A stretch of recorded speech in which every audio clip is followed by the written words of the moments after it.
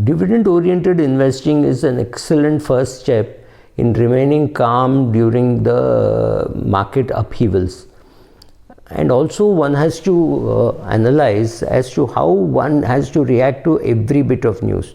For example, when the announcement came that Chanda Kochar was being asked to go, I don't think it was necessary to react to the price of ICICI. You may take a call that I will sell off ICICI. That's a completely different thing on an emotional point of view.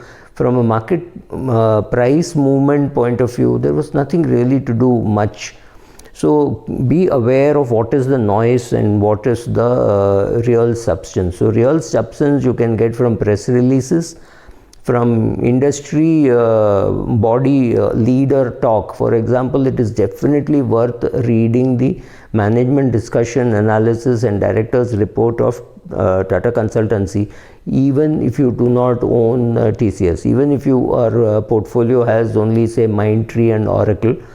You should read the the report of TCS or the MDA of TCS.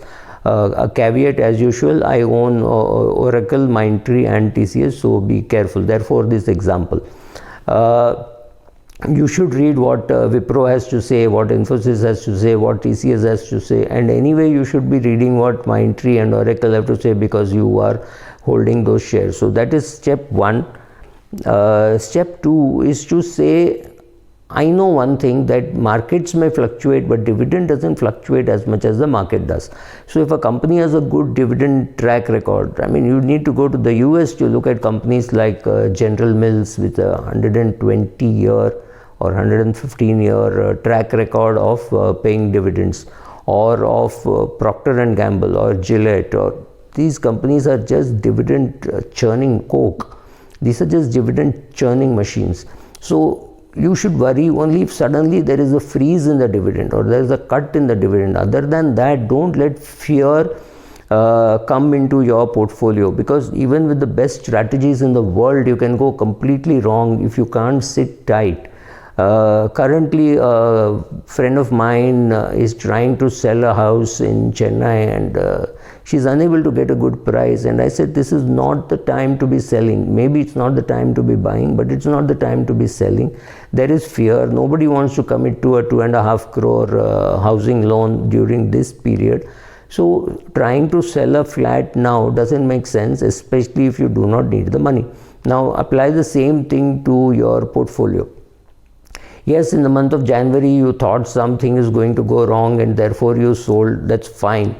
Otherwise, you sold in March and panicked and lost money. That is still okay, but don't overdo it.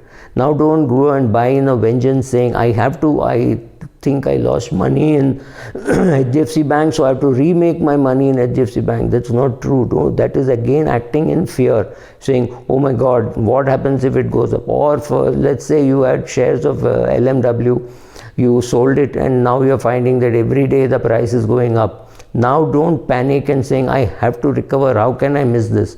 You should buy LMW. I have nothing against buying LMW, provided you are thinking of it as a new trade, right? Not to make up the loss which you made by selling early. That's fine. Live with it. Live with the fact that you sold early. Learn from it and move on, right? Yes, it might still be attractive buying at a particular price. Let's say you sold at 3,200 or 3,300. Now the price is 3,800 and you think it is worth buying at 3,800. Now don't worry this journey of 3,200 to 3,800 that you missed, because ultimately if you're going to sell all this for 7,600, it's a good deal even starting at 3,800, right? So don't rue the fact that you lost 600 rupees in that journey. That's perfectly all right. You started at a particular place, you've reached a particular place, in between you had a small mishap. That's okay. You can still live with that. So when you start doing such things very scientifically, seeing the PE ratio change, etc., and some companies can go through tough times because they were diversified into something new, right? See all that, make sure that you're looking more at the dividend than at the value of the share. Remember, if you create a perpetual dividend creating a dividend paying portfolio, dividend increasing and all the growth coming from there, you should not be worried about it on a day-to-day basis. You have to get the dividends, and after that you can decide not to buy a particular share because it's got overweight. That's a completely different call. But the best way to conquer fear is to create this dividend and growth oriented portfolio, where you have to look at the dividends and not at the share price, because it gives you a huge level of comfort. Believe it or not, many of the companies will not be slashing dividend, or if they slash dividend, they will tell you it is because of COVID, and you can be sure that it will come back. So no point in trying to sell the share now because they have slashed the dividend, because that discounting of price etc. would have already been done by the market. So don't react. Just stay calm, keep your portfolio. In a year or two, you will be back to the regular original dividends that you were getting, and all the other problems will just vanish. Thank you.